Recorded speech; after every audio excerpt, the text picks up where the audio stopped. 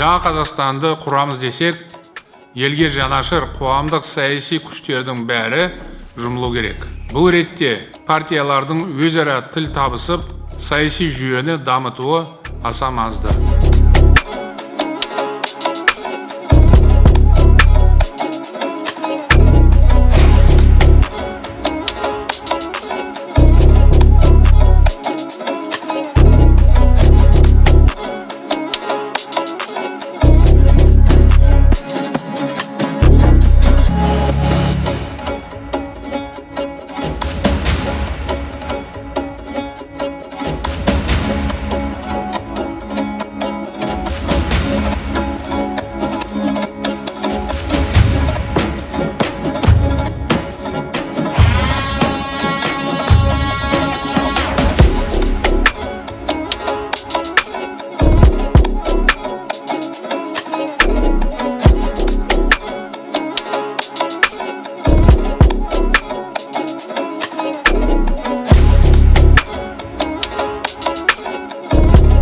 Реформалар қолға алынған кезде Конституцияға енгізілетін өзгерістер мен толықтырулардың жобасын парламент қарайды деп ойлаған едік.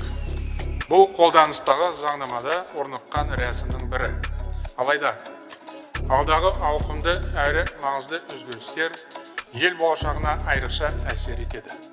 Сондықтан мен ата заңға өзгерістер мен толықтырулар енгізу жөнінде республикалық референдум өткізуді ұсынамын.